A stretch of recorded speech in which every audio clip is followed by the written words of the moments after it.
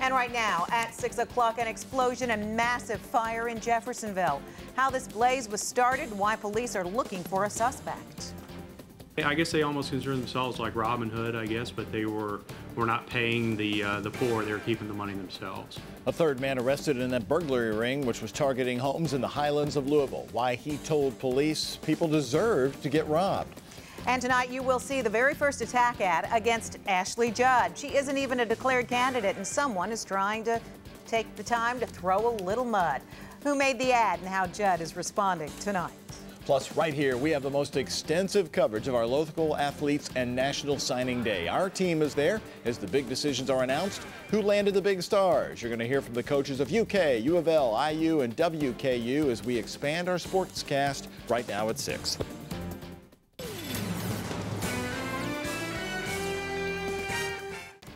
New right now at 6 o'clock, a Jeffersonville woman arrested for smashing a window and breaking into a judge's office. Why she says she wanted to go to jail. Plus, the WHAS 11 News I-Team tonight's investigating. Our cameras capture JCPS school buses blowing through red lights with your children on board.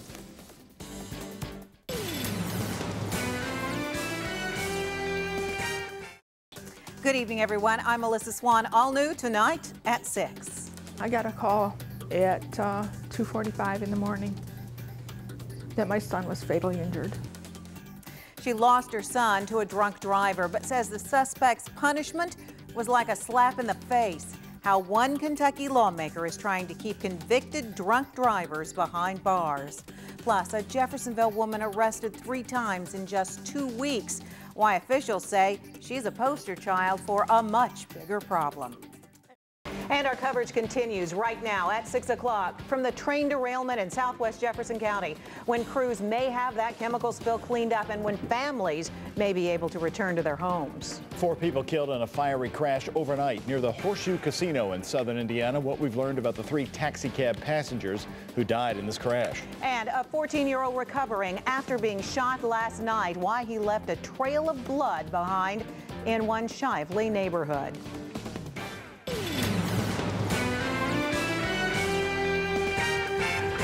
Good evening, everyone. But first tonight here at 6, we begin with breaking news. A loaded school bus has overturned. There are injuries in Carroll County, Kentucky. And it happened late this afternoon on Boone Road, just north of I-71 in Carroll County. WHAS 11's Claudia Coffey is live in our newsroom with the very latest on this and children being taken to hospitals. Yeah, Melissa, Doug, very scary situation. Here's what we know right now. We are told that a medical helicopter has taken one person to Kosare, another to the University of Kentucky Hospital.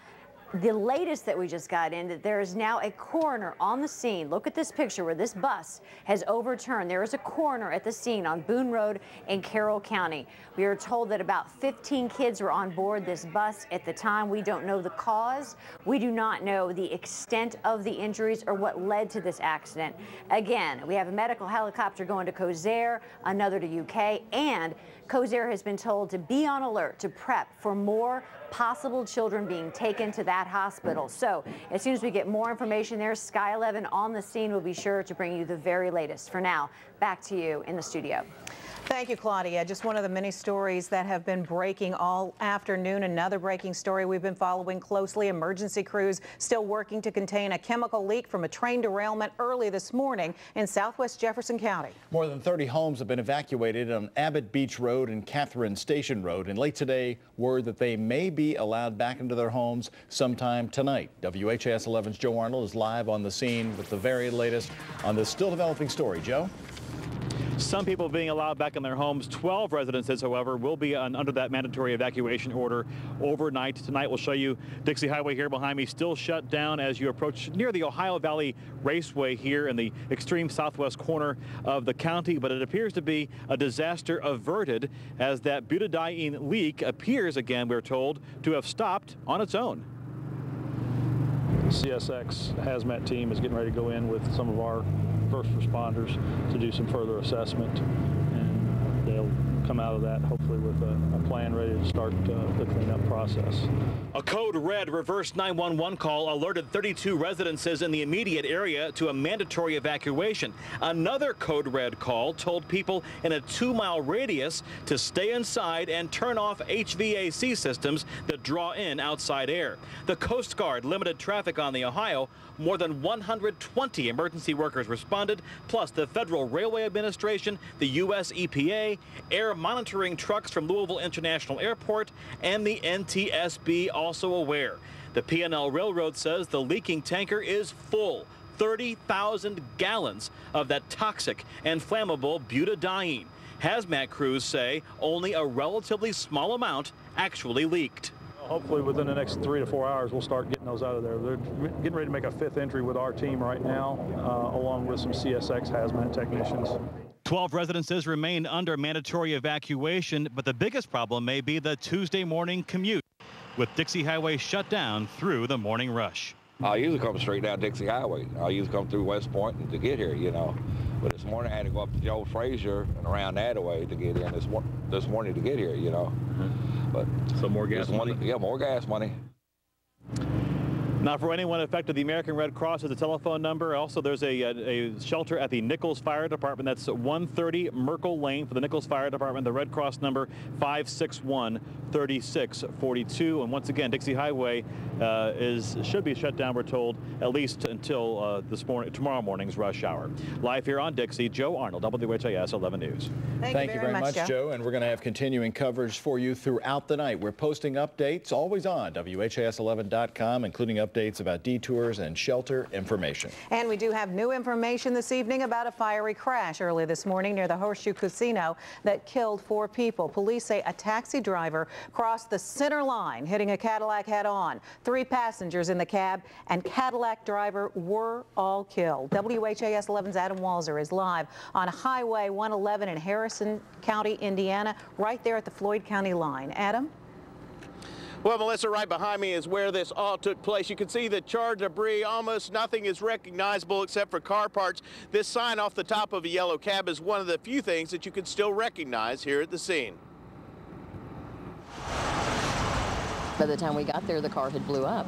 A fiery head-on crash woke neighbors along Highway 111 just after midnight. Blew up like 5 times, but the one guy did get out.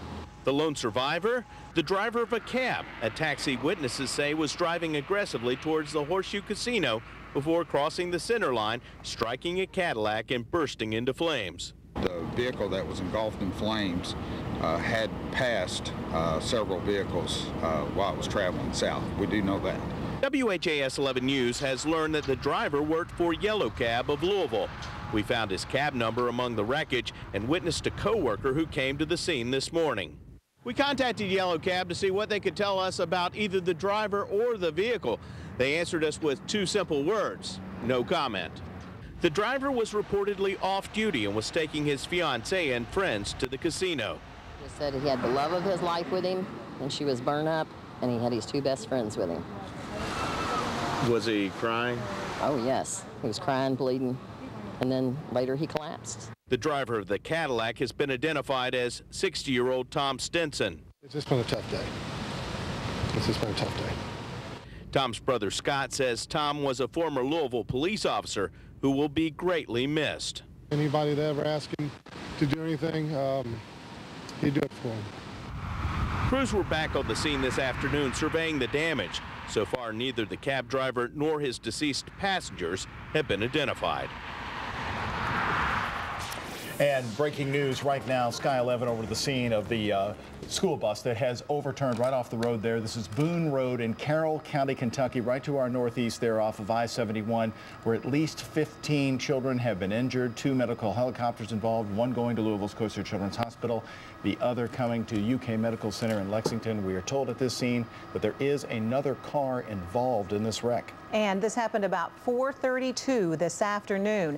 Again, this is on Boone Road in Carroll County. One critical injury that we have been told about, the 3200 block, not far from Carroll County right there. You can see this is a very small school bus that has been slammed into that tree right there in Carroll County. Again, we don't know how many children were injured, but we do know that 2 different helicopters on separate trips took children to Corsair Children's Hospital here in Louisville. Also, children have been taken to UK Medical Center in Lexington. So that is an indication in our experience that there are several injuries involved. We do have a reporter heading to the scene there. We'll get updates from police and authorities as soon as we get them. Of course, many agencies from Carroll County are on the scene there as, again, this has been going on now for nearly 2 hours there. Boone Road running almost parallel with I-71 just to the north of the interstate there in Carroll County. Also tonight, Louisville Metro Police are searching for a hit-and-run driver who they say left a bicyclist for dead in a ditch. Police say someone hit 38-year-old Travis Christie while he was riding his bike on Grade Lane between 3:45 and 4:50 this morning. Christie was found dead in a ditch. Police say they believe he may have been hit by a silver Ford F-150 that would have damage to the right side. If you have any information, you're asked to call the anonymous tip line at 574-LMPD. Well, a person turns up at your door bleeding and begging for help. What would you do? A teenager is recovering tonight after being shot last night in Shively. And when he tried to get help from neighbors, doors were shut in his face. It happened in the 2000 block of Mathis Lane, not far from Mill Creek Elementary School. Karma Dickerson spoke with his family and the neighbors who say they regret not doing more. Rayshawn McDowell usually spends his time as any 14-year-old does, playing football, going to school, and talking to girls. But now his main concern is recovering from gunshot wounds to his shoulder, neck, and jaw. He's upstairs right now, trying to live, taking breaths every 4 to 5 seconds, trying to live. The teen was walking from the bus stop to his aunt's house near Mill Creek Elementary School in Shively just before 10 last night when someone tried to rob him. The guy come up from behind him, asked for his money, told him he didn't have no money, so he shot him. Unable to speak because of his injuries, Rayshawn told his father that much on a piece of paper. The rest of the story comes from the blood-spattered streets and the heavy hearts of residents. Do I feel a little bit bad? Yeah. Willie Fanning says he never saw Rayshawn, but his blood-stained front porch shows the unmistakable signs the 14-year-old was there. Possibly one of the first places the boy looked for help as he ran for his life. Well, it was unusual knock. I never heard a knock that loud. You know, it was bam, bam, like that. I mean, real loud. And then the doorbell rang. By the time he answered the door, no one was there. Rayshawn had run across the street, bleeding the entire way. He knocked on this door and begged for help. The woman who answered told us she shut the door on him because she was afraid. She didn't want to appear on camera, but says although she called police, she's embarrassed she didn't do more. Her feelings of guilt are echoed by her next-door neighbor, who watched from his yard as the teen ran from house to house, screaming for help. The man didn't want to be identified, but told us he didn't know if he was looking at the shooter or the victim. I wish that I had known, you know, that was him when I went back in the house. You know, I wish I had known. Thank that family who did call the police. They probably saved my son's life. And if you didn't get involved with it, maybe you should have.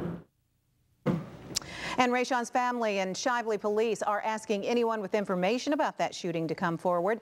They say a young man was there and he was grateful he's going to pull through. And a developing story right now tonight at 6 o'clock. WHS 11 News confirms the man accused of raping and killing a Clarksville, Indiana teenager is under investigation for other crimes. And an unexpected turn in the Joseph Banis murder trial. The courtroom surprised from the man accused of killing his former lover and burying the body in the basement. Homes and businesses destroyed after a massive fire and building collapse in downtown Shelbyville this morning. Why it's still causing problems for firefighters more than 12 hours later.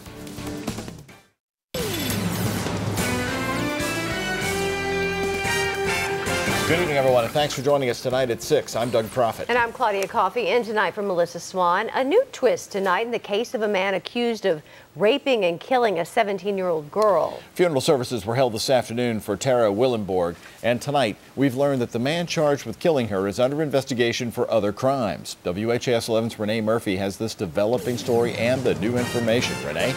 Well, the suspect has an extensive criminal history that already includes a rape from the 1990s in Georgia. Well, now we've learned that he's been talking to police a lot since he's been in jail and telling them about numerous crimes that he may be involved in. Graphic details were released today about the brutal rape and murder of 17-year-old Tara Willenborg at the Cambridge Square Apartments in Clarksville.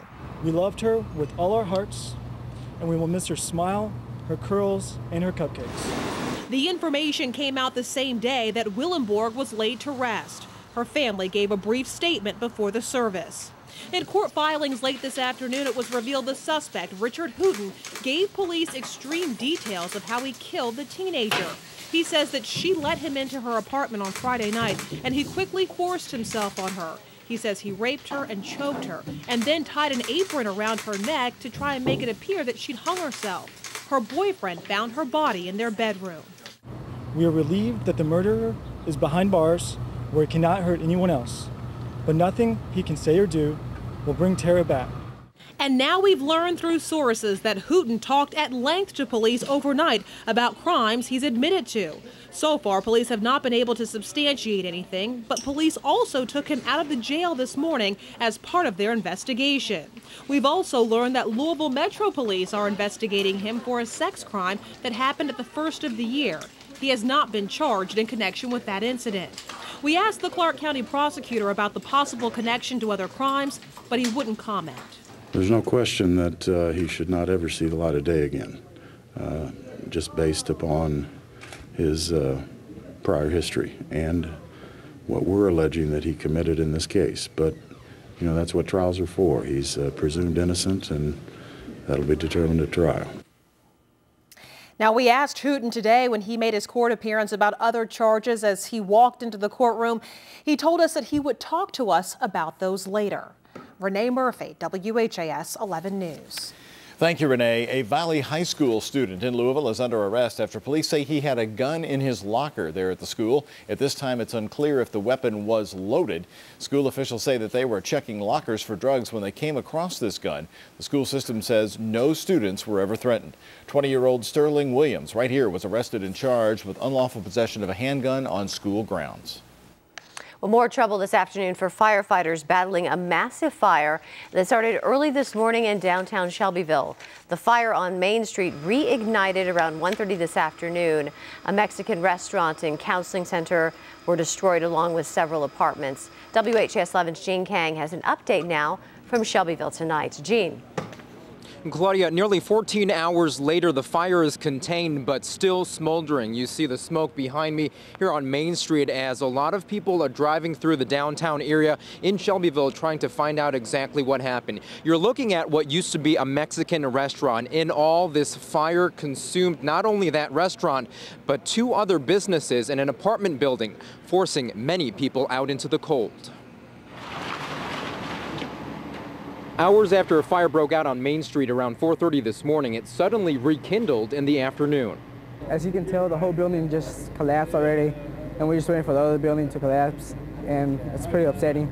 Andy Sanchez's uncle owns Fiesta Mexicana. The workers watched helplessly as 12 years of hard work went up in flames. They were renovating and about to expand. And it's all ruined now. This time of the year, this type of weather is very hazardous for firefighters. And luckily right now, no injuries. The fire started in a vacant building under renovation and spread to the Mexican restaurant, Creative Spirits Counseling Center, thrift shop, and apartment building on the 2nd floor. Many took shelter from the cold weather inside McKinley's bread shop and deli, including those who escaped the fire. The alarm went off, and I got up. When I turned the light on, I started coughing, and we could see the smoke in. The mayor spent the day encouraging people in this small town. We hope that the owners of the businesses will be able to rebuild in the same spots. Standing outside, the McKinleys shared neighborly love, inviting fire victims and first responders to enjoy a free warm meal. We were happy that it wasn't an us, but we were sorry for them that it happened to them, and our prayers go out to them that they can, recover. So what caused this fire? I talked to the owner of Fiesta Mexicana, the restaurant that used to be here. He tells me that they're suspecting faulty electrical work in the renovated part of the building, but the cause is still under investigation by firefighters. But tonight, a sad story as the community comes together to help all of these folks out. Out here live in Shelbyville, Gene Kang, WHAS 11 News. Gene, thank you very much. One of the city's most lurid murder trials heads to the jury tomorrow. But jurors never got to hear from the man on trial, Joseph Banis, about how a body ended up buried in the basement of his old Louisville home. WHAS 11's Adam Walser has more on the courtroom surprise from the Judicial Center. And Adam, the attorneys had said that Banis was going to testify. So what happened here? Well, they said he was going to testify right from the opening statements in this case. But about 2 o'clock this afternoon, we got word that he, in fact, would not take the stand. Now, as you said, this is one of the most lurid trials in recent memory. 7 days of testimony about drugs, sex, and murder. But the defendant himself, Joseph Banis, chose not to speak directly to that jury. The defense has advised me that they're ready to proceed. And with that, you can call your next witness. Thank you, Your Honor. Your Honor, at this point, the defense rests. Without calling Joseph Banis to the stand, defense attorneys rested their case this afternoon. Banis is accused of murdering James Carroll in December of 2009, then burying his body in the basement of his lover, Jeffrey Mont's old Louisville mansion. Banis, Mont, and Carroll were all having sex with each other at the time the murder took place. Mont, who was also charged with the murder, spent 2 days on the stand describing how he says Banis committed the crime. Jamie was screaming Joey's name over and over and over again. Joey had a knife in his hand and was slashing at Jamie's throat. That account was eerily similar to one Banis gave to police during an interrogation after Carroll's body was discovered, during which he blames Mont. Jamie was yelling my name, asking for help, and Jace had pulled a .38 Smith & Wesson revolver out, and before I knew it, had shot Jamie. Now, Doug, closing arguments are scheduled to begin at 9 o'clock tomorrow morning. Well, Adam, any idea why Banis' attorney went ahead and decided not to put him on the stand after all? Well, there could be several reasons for that. In one sense, they could have thought that the testimony from his former boyfriend, Mutt, was not strong enough to actually prove that he did it. The other worry is that perhaps he wouldn't hold up under cross-examination, so we don't know right now if it's because of the Commonwealth's weak case or because of the strength of it that they chose not to have him testify. Reporting live from the Judicial Center, Adam Walser, WHAS 11 News. A Breckinridge County man is in jail tonight charged with sexually abusing children. Police say that William Lanhart sexually abused 2 children in 2005. The kids were 10 and 13 at the time. Lanhart is charged with 14 counts of rape, sodomy, and sex abuse. A Louisville mother faces serious charges now after police say she was intoxicated when she picked up her 5-year-old son from school. Megan Mattingly was arrested late last night at her home on Dixie Garden Drive. That's in Valley Station. Police say that Mattingly had pills, marijuana, and drug paraphernalia in her home. She faces numerous charges, including endangering the welfare of a minor. And no one was hurt when a semi-truck overturned today in Shelby County, but it created a massive backup for drivers. It happened right around 10 o'clock this morning at the 44-mile marker on Interstate 64 eastbound. The right lane of the interstate was closed for nearly 5 hours. Coast Air Children's Hospital here in Louisville is getting a new state-of-the-art diabetes center thanks to one well-known family's generosity. The Lift a Life Foundation, established by David and Wendy Novak, has donated $5 million to establish the Wendy L. Novak Diabetes Care Center. David Novak is the CEO of Yum Brands, and he and his wife have been longtime supporters of finding a cure for diabetes. The center is all about education and treatment of juvenile diabetes, something the Novak family knows well. We have a close history with this disease. My grandfather, Jack Henderson, was diagnosed when he was 4 years old, and my mother, Wendy Novak, was diagnosed when she was 7. Right now, 1,200 children in the Louisville community are living with juvenile diabetes. That's type 1 diabetes, which means daily insulin shots because the body does not produce insulin naturally anymore. From Sky 11 today, the snow didn't stop construction crews from clearing a path for the new East End Bridge over the Ohio River. Sky 11 was over River Road right here earlier today as crews were clearing these trees right near the Louisville Water Company's East End Reservoir plant. That's where the bridge will cross the Ohio River. Construction on the bridge itself will start this summer and is expected to be finished in October of 2016. The Louisville Zoo expects to be back open tomorrow after being closed today because of a power outage. Generators were used to help keep the animals comfortable and safe. Utility crews spent all day trying to repair the outage. No word on what caused it, but we're told that it is not weather related. And Louisville's Bowman Field may soon be forced to shut down its air traffic control tower because of federal budget cuts. Hear from a pilot and a former air traffic controller the impact it could have now on safety. Coach Strong and Louisville's done a fantastic job.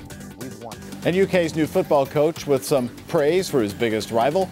Ken Spencer is talking one-on-one with the UK football coach Mark Stoops next in sports.